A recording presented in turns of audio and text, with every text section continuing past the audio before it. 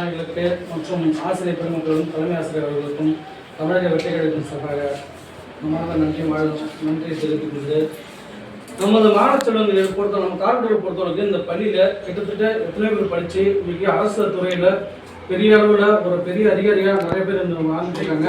அது மட்டும் இல்லாமல் இந்த பள்ளியில் நான் படித்து கிட்டத்தட்ட ஒரு 35 ஆண்டுகளுக்கு மேலே ஆயிடுச்சு. இது வரைக்குமே எந்த ஒரு ஆண்டுமே ஆண்டு விழான்றதை நாங்கள் கொண்டாடப்படல. ஆனால் நம்ம ஊருக்கு தமிழ் தலைமை ஆசிரியர்கள் வந்து ஒரு பெரிய விழாவை ஒரு ஆண்டு விழா நடத்தி ஒரு பெரிய வெற்றி விழாவாக நடத்தி இன்னைக்கு ஊரில் ஒவ்வொரு ஆண்டும் சிறப்பாக முன்னே நடத்தி வராங்க. இது நினைச்சாலே எங்களுக்கு ரொம்ப சந்தோஷமா இருக்கு. எதுக்காகனா நான் இன்ன வரைக்கும் படிச்சல நாங்கள் குமாரமங்கலம் ஸ்கூலுக்கு போவோம், அப்படின்னா ஆதரவு ஸ்கூலில் போயிட்டு அந்த ஆண்டு விழா ஃபங்க்ஷனை போயிட்டு கொண்டாடிட்டு வருவோம். அப்போ எங்களுக்கு அந்த அளவுக்கு பெரிய திருப்தி கிடைக்காது, அதெல்லாம் பரிசும் கிடைக்காது. நான் எந்த நிகழ்ச்சியில் பங்கு பெற்றாலும் அந்த ஊர் சார்ந்த அந்த பள்ளி மாணவர்களுக்கு தான் பரிசு கிடைக்குமே தவிர எங்களுக்கு எந்த ஒரு பரிசும் கொடுக்க மாட்டாங்க. ஆனால் இன்னைக்கு நம்ம தலைமை ஆசிரியர்கள் வந்து நம்ம பள்ளி மாணவர்கள் எல்லாத்துக்கும் ஒரு ஆர்வம் ஊட்டக்கூடிய வகையிலும் சரி, எல்லாருமே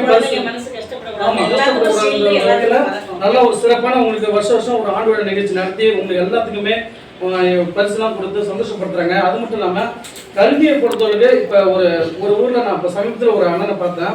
அவர் கிட்டத்தட்ட வந்து ஒரு எம்ஏ பிஎட், எவ்வளோ எம்ஏ பிஎட் எம்பிஎல் எல்லாம் முடிச்சிருக்காரு. அந்த அண்ணா வந்து ஃபேமிலியோட இருந்தார், அதாவது ஹஸ்பண்ட் அவங்க ஒய்ஃபு 2 பசங்களோட இருந்து வாழ்ந்துட்டு இருந்தவர். அப்படி இருந்த ஒரு மனநல பாதிக்கப்பட்டு ஒரு நாள் அவர் பார்க்கும்போது எனக்கு கஷ்டமா இருந்துச்சு. அவர் என்னடானா நான் போய் பக்கத்தில் போயிட்டு அண்ணா என்ன நல்லா இருக்கலாம் நான் கேட்கும்போது அவர் என்ன சொன்னார்னா, நீ யாருன்னு எனக்கு தெரியுது அப்படின்னு சொல்லி ஒரு மாதிரி என்னை நெட்டி தட்டார். அவர் நெட்டி தள்ளும்போது எனக்கு வருத்தமாச்சு, என்னடா ரொம்ப நாளாக பழகணும் நம்மளை மறந்துட்டாரு அப்படின்னு நினச்சி நான் ரொம்ப வருத்தப்பட்டேன்.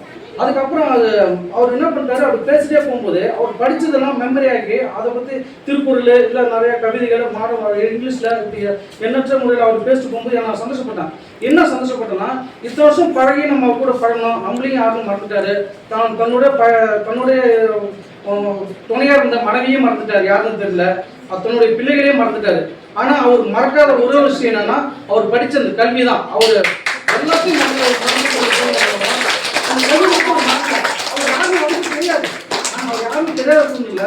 அவர் படிச்ச அந்த கல்வி மட்டும் மறக்காம இங்கிலீஷ்ல பேசுறாரு, கவிதை பேசுறாரு, திருக்குறளை பத்தி பேசுறாரு.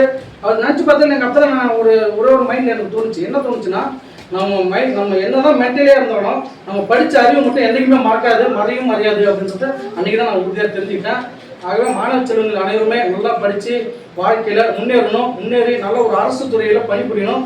அரசு துறையில பணிபுரியது மட்டும் இல்லாம நம்ம மக்கள், ஏழை எளிய மக்களுக்கு உங்களால் என்ன ஒரு உதவி செய்ய முடியுமோ அந்த உதவி கண்டிப்பாக நீங்கள் தொடர்ந்து செய்யணும். அதுதான் என்னுடைய வேண்டுகோள். அது மட்டும் இல்லாமல் நம்ம தமிழக வெற்றி கழகமானது இப்போதான் முதல்ல தொடங்கப்பட்டு 1 ஆண்டு முடிஞ்சிருக்கு.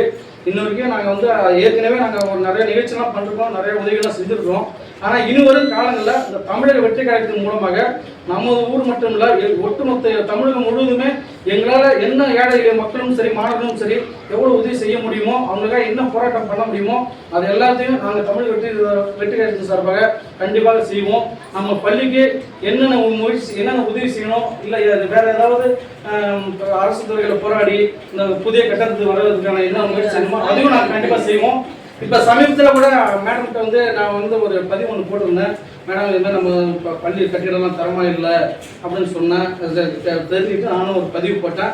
அதே மூலமாக எனக்கு நிறைய வரவேற்பு கிடைச்சிது. நிறைய பேர் என்ன ஏன் இப்படி இருக்கு அப்படின்னு கேட்டு அதன் மூலயமா நிறைய பேர் வந்து நானும் மேலே இருக்கிற பேசுகிறேன் அப்படிலாம் சொல்லியிருக்காங்க. இது நினைச்சாலே எனக்கு ரொம்ப சந்தோஷமா இருக்கு. ஏன்னா என்னால் முடிஞ்சது நம்ம பள்ளிக்கு ஏதாவது ஒரு மூலியமாக உதவி செய்யணும். அது மட்டும் இல்லாமல் நமது பள்ளிக்கு முதலாக ஆசிரியர் பணியை சிறப்பாக செயல்பட வந்திருக்கக்கூடிய நம்ம சகோதரி அவர்களுக்கு ஒரு வாழ்த்துக்களையும் தமிழக வெற்றி கழகத்தின் சார்பாக நன்றி தெரிவித்துள்ளேன். மற்ற தலைமையாசிரியர்கள் வந்து உங்களுக்கு கிடைச்சது ஒரு பெரிய பொக்கிஷம். ஏன்னா எத்தனையோ தலைமையாசிரியர்கள் நம்ம பள்ளிக்கு வந்து போயிருக்கிறாங்க.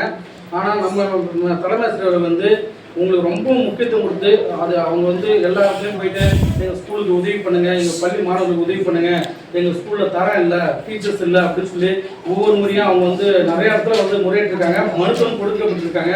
இதெல்லாம் நினைக்கும் போது எத்தனையோ ஆசிரியர் பெருமக்கள் பதவி வாங்கிட்டு செயல்படாமல் மாணவர்களுக்கு பாடம் நடத்தாமல் அலட்சிய போக்கோட இருக்கக்கூடிய சூழலில் இன்னைக்கு தலைமை ஆசிரியர் எல்லாரையும் நான் தன்னுடைய பிள்ளைகளாகவும் தன்னுடைய சொந்தங்களும் நினைச்சு உங்களுக்கு முக்கியத்துவம் கொடுத்து அவங்க இன்னும் போராட்டிட்டு தான் இருக்காங்க.